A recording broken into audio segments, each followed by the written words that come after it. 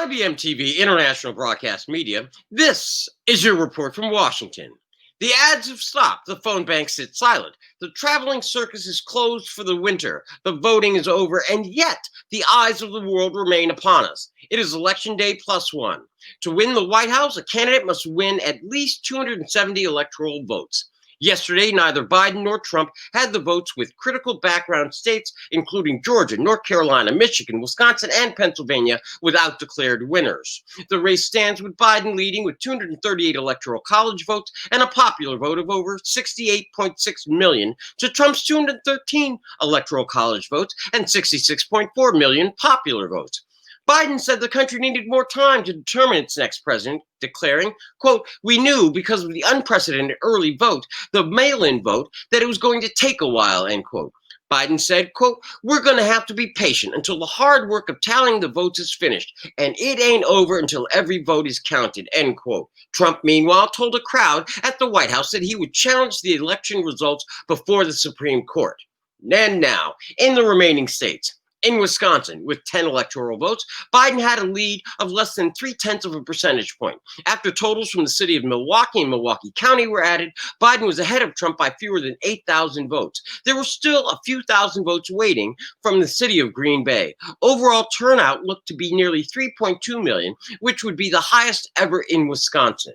In Michigan, with 16 electoral college votes, turnout was also high. 3.2 million absentee ballots were returned, and an additional 2 million to 2.5 million were cast in person. The total would surpass the high of 5 million votes in the 2008 presidential election. With 79% of the vote, Trump is leading by 226,000 votes. There are over 1 million ballots left to be counted in Michigan, many coming from the Democratic stronghold of Detroit, so hold on.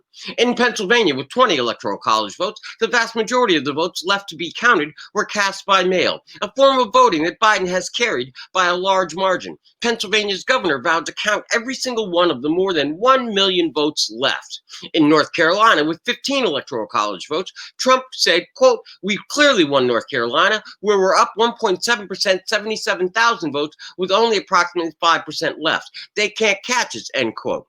Though Trump is correct that he held a 76,000 vote lead, the race is too early to call, and there are still about 200,000 mail-in ballots left to count. As long as those ballots are postmarked by November 3rd, state election officials have until November 12th to count them. And when it comes to mail ballots, Biden was far outperforming Trump in North Carolina. Now, in Georgia, with 16 electoral college votes, Trump prematurely claimed he carried Georgia, asserting, quote, "It's clear that we have won Georgia. We're up by 2.5%, or 117,000 votes, with only 7% of the vote left to count," end quote.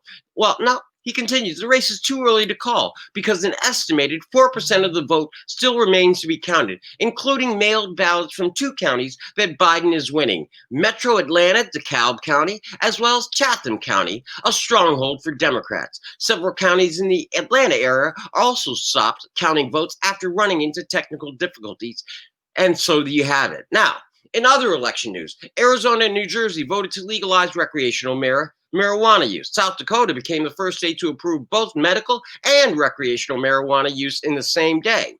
Colorado voters rejected a proposition that would have tightened restrictions on abortion. On the other side, Louisiana voters added language to their constitution, stating that it offers no protections for a right to abortion or funding for the procedure. And Mississippians approved a new flag design to replace the old flag, which featured Confederate symbolism.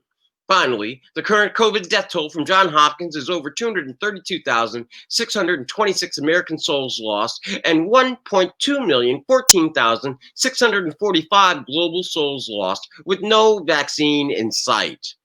That is your report for November 4th, 2020 from IBMTV International Broadcast Media, smart television for a smarter global community. From dictatorships to democracies around the world. Good morning, good afternoon, good night. I'm Bill Trezevant.